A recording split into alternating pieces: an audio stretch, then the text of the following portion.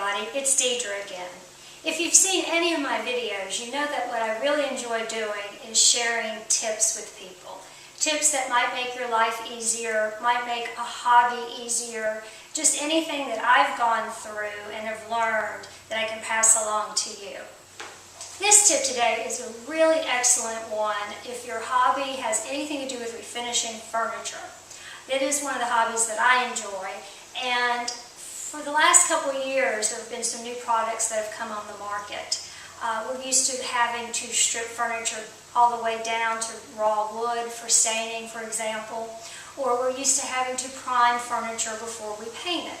Well, of course, now they have chalk paint, which you don't have to prime, and they also have stains that you don't have to remove the existing stain to do, and a lot of those are a gel stain, and I've used them. But there's also a product on the market that kind of hits between the two methods of sanding all the way down to bare finish, or no finish, excuse me, or just doing it on top of the existing finish. And this is a product that I discovered last year about this time, and it's called Restor-A-Finish by Howard. Now, I ran across this product because my son wanted a gun cabinet. And we went to Craigslist as we normally do, and there was a gun cabinet. Now, it wasn't in bad shape, but it wasn't in great shape. It had some scuffs and some other things on the finish that I kind of wanted to improve on. Well, I certainly did not want to sand the gun cabinet and take that existing finish off. And that was when I found this product.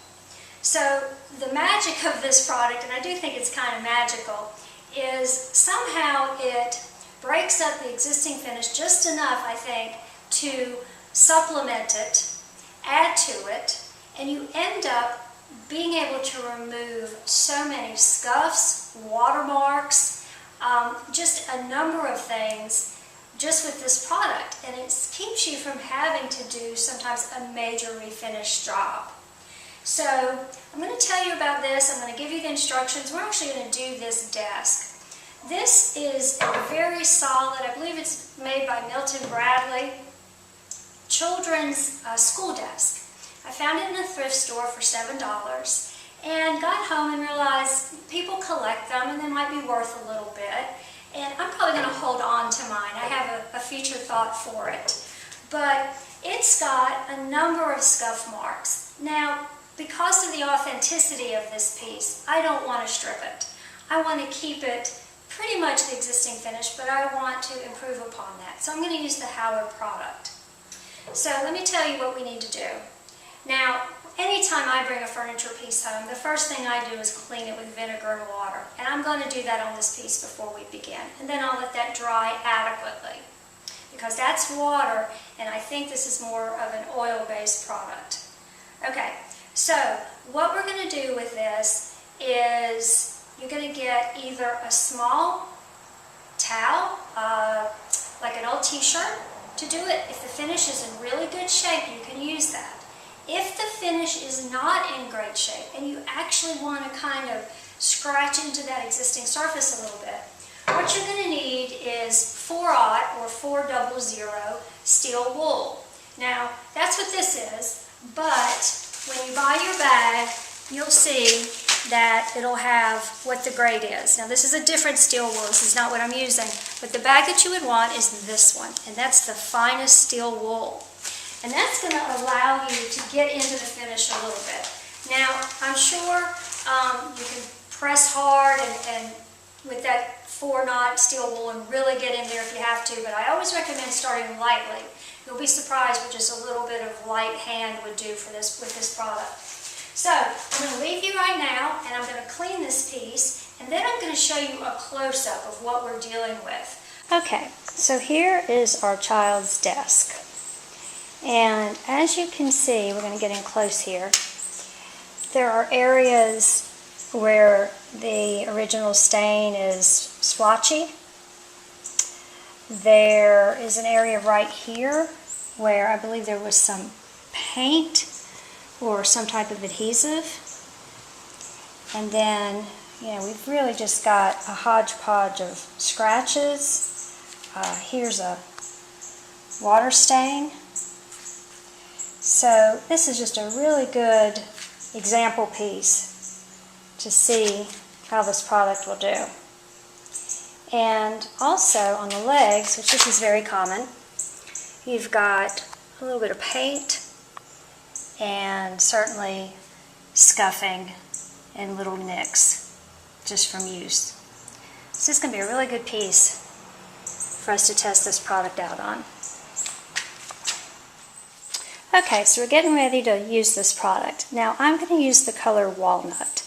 Now with the color selections that you have in this, you're really trying to look at the closest color, not necessarily the wood type.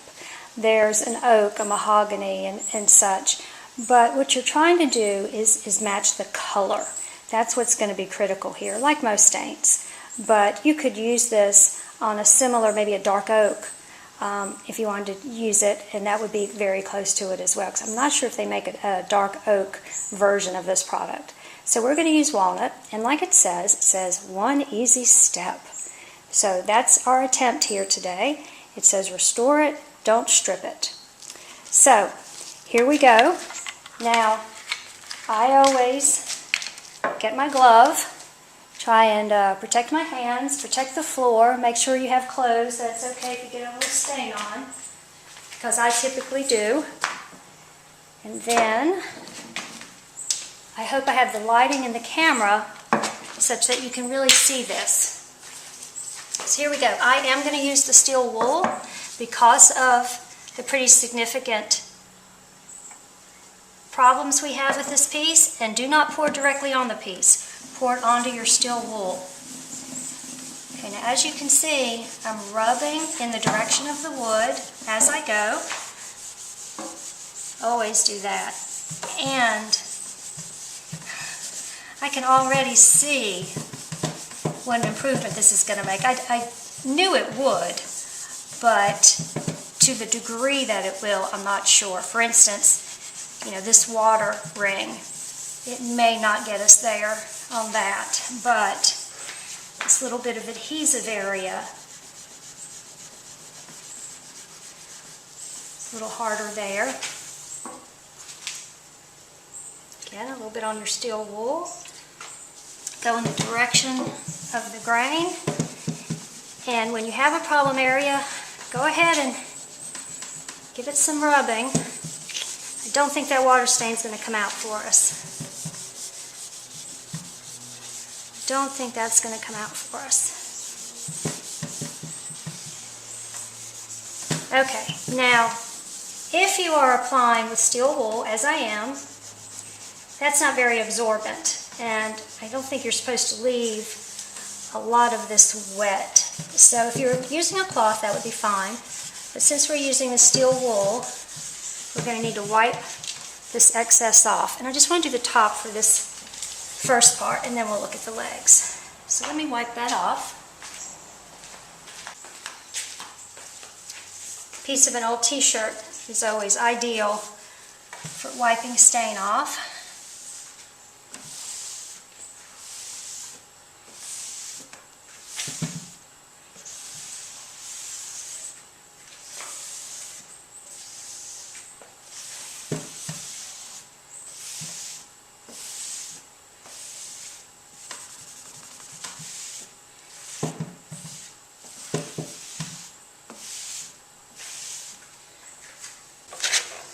So again, we have the leg.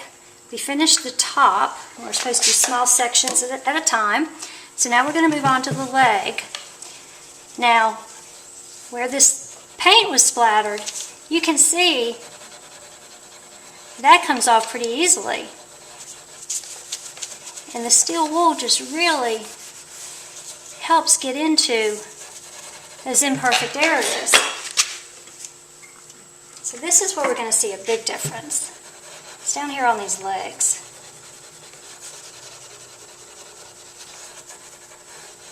Now, if this was a piece I really, really cared about, I may not rub this hard, but then again, that's what you're doing to really get into that finish. So, might be necessary, depending on the state of the piece.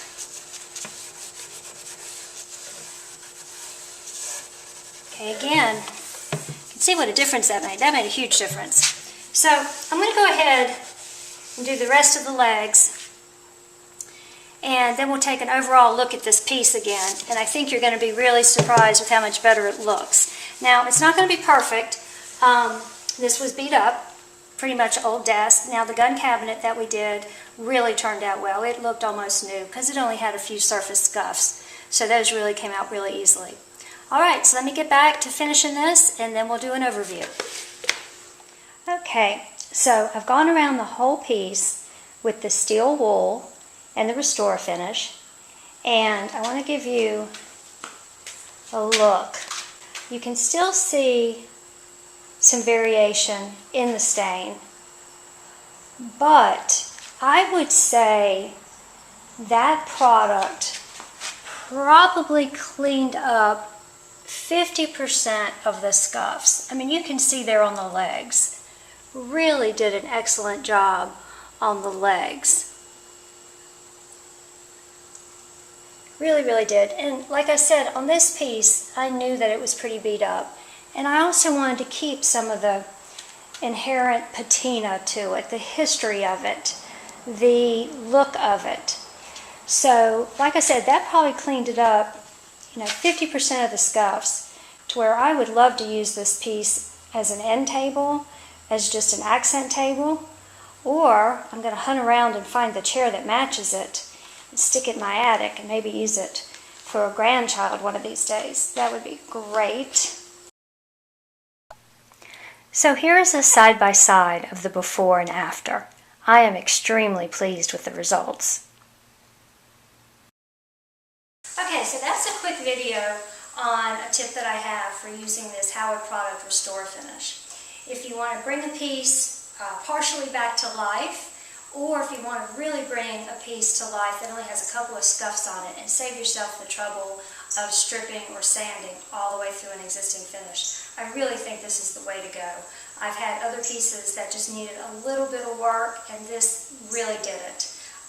This piece, of course, it was an example to show you, and again, I'm still happy with as much as we were able to cut through on that. I think it looks a lot better. So what it says on the can, though, is once you use this product, you cannot apply polyurethane on top of it.